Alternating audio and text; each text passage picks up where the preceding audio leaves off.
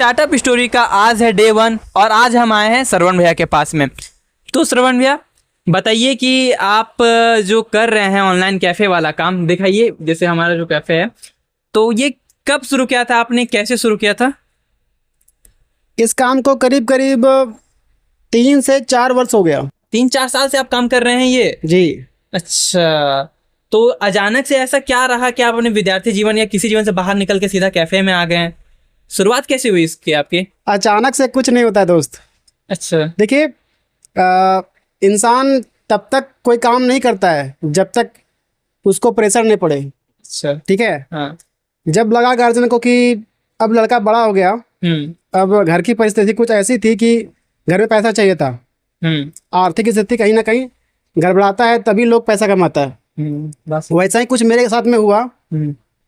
इस कारण मैं पहले तो अडानी वहाँ पर मैं जॉब में गया। अच्छा, अडानी पावर प्लांट जी, मोतिया नहीं, अच्छा। साहिबगंज में। अच्छा, वहाँ पे मेरी पोस्टिंग वहाँ पर थी। हाँ। हाँ। वहाँ पर कुछ मेरी कुछ गलतियाँ थी जिसके कारण मुझको वहाँ पर रिजाइन करना पड़ गया। अच्छा। और जो फंड मेरे पास इकट्ठा हुआ, चाहे पीएफ के रूप में हो, चाहे वहाँ पर जो मैंने अर्निंग किया सैलरी के रूप में, उस पैसे को यहाँ पर मैंने इन्वेस्ट किया। मैं पिछले करीब वहाँ से छोड़ने के बाद, रिजाइन करने के बाद करीब 3 से 4 महीना मैं घर पे रेस्ट किया। मुझे लगा कि नहीं, अब ना कुछ करना चाहिए। जी बिल्कुल। क्योंकि घर में बैठे रहने से, उस वक्त मेरी शादी हो गई थी, घर में बैठे रहने से कुछ नहीं होने वाला था। अब सब चीज़ के लिए अब गार्जियन के सामने हाथ नहीं फैला सकते, है ना। ज़रूरतें होती हैं अपनी, और उन ज़रूरतों को पूरा करने के लिए मैं दिन रात सोचने लगा कि करूँ तो करूँ क्या। तो जाके आइडिया आया, चलो क्यों ना मोबाइल रिपेयरिंग शॉप खोला जाए। अच्छा, तो जी जैसा कि मान लीजिए कोई जो देख रहे दर्शक, उन्हीं में से कोई आए और बिजनेस शुरू करना चाहें, तो उनके पास क्या क्या अनुभव होना चाहिए, क्या स्किल होना चाहिए, क्या एक निश्चित तय राशि होनी चाहिए जिसके थ्रू ये व्यापार चालू कर सके? कौन सा, मोबाइल रिपेयरिंग? हाँ, जो आप कर रहे हैं बिल्कुल उन्हीं की तरह उनको शुरू करना है। चलिए फिर आपको पहले मैं मोबाइल रिपेयरिंग बारे बताता हूँ। ठीक है। तो मोबाइल रिपेयरिंग के लिए आपको सबसे पहले स्किल आनी चाहिए। आपको मोबाइल रिपेयरिंग करनी आनी चाहिए। ठीक है। ठीक है। अगर वो आ गया, आपके पास जानकारी उसकी है, तो मोबाइल को खोलने के लिए टूल्स, अगर जानकारी आपके पास है तो आपको ये भी जानकारी होगा कि इसमें टूल्स क्या क्या चाहिए होगा। हालांकि जो नए होंगे, जिनको लगता है कि नहीं मैं इस फील्ड में काम करके, मतलब ट्रेनिंग ले करके काम कर सकता हूँ, पैसे अर्न कर सकता हूँ, तो उसके लिए बता देता हूँ। मोबाइल को खोलने के लिए टूल्स आते हैं। टूल्स आप ले लीजिए, वहाँ से खरीद परचेज कर लीजिए आप नज़दीकी किसी होलसेलर से। ठीक है। इसमें करीब करीब आपको लागत स्टार्टिंग में आप 40 से 50 के आसपास में रखिए। 40 से 50 हज़ार। हाँ। वो आपको उसमें से छोटा मोटा जो मशीनरी का सामान आता है ना, जो मोबाइल डेड होता है तो बहुत तरह का मशीन भी आता है, उसको आप परचेज करके रखिए अपने पास। कुछ टूल्स आता है आप मोबाइल को खोलने के लिए, वो रखिए अपने पास। ठीक है। ऐसे चीज़ों को ले करके आप 40 से 50 हज़ार के बीच में आप स्टार्टअप कर सकते हैं मोबाइल रिपेयरिंग का।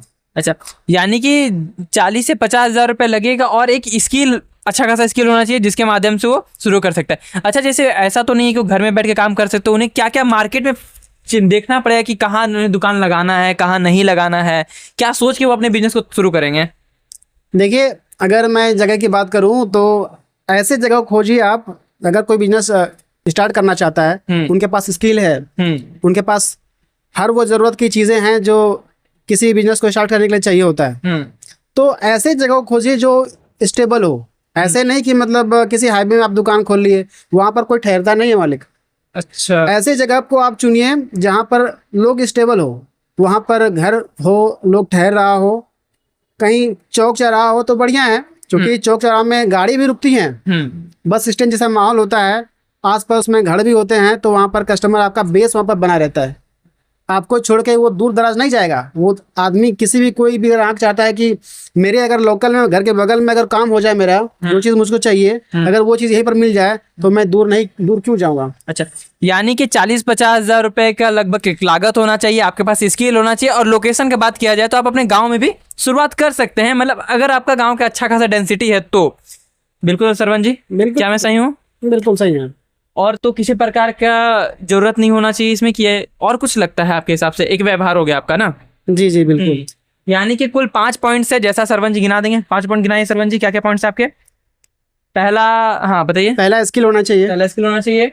ठीक है, उसके बाद टूल्स होने चाहिए, दूसरा टूल्स का इस्तेमाल आना चाहिए, है ना, आना चाहिए। आना चाहिए। तीसरा आपका व्यवहार बढ़िया होना चाहिए, व्यवहार अच्छा होना चाहिए। ठीक है ना। चौथा आपका एक अच्छा लोकेशन पे हाँ, अच्छा लोकेशन होनी चाहिए। होनी चाहिए। और आप मिला जुला करके बोल सकते हैं कि आप कुछ अलग से आप सर्विस दे सकते हैं तो आप उसमें ऐड कर सकते हैं। हाँ, जैसा सरवन जी ने कहा बिल्कुल सही बात है। जैसे आप अगर मोबाइल रिपेयरिंग पे ओरिएंटेटेड रहेंगे तो सिर्फ आपके पास मोबाइल रिपेयरिंग का कस्टमर आएगा। मान लीजिए आप उसमें ऑनलाइन का सर्विस भी ऐड कर देते हैं तो ऑनलाइन का भी कस्टमर आपसे अट्रैक्ट होकर आएगा। मान लीजिए किसी को ऑनलाइन करवाना है, वो आपके पास आएगा, लेकिन आपका फोन रिपेयरिंग होते हुए देख करके वो बोले कि नहीं भाई यहाँ पे फोन रिपेयर होता है, नेक्स्ट बार जब वो आएगा तो आपसे हो सकता है फोन रिपेयर करवा ले।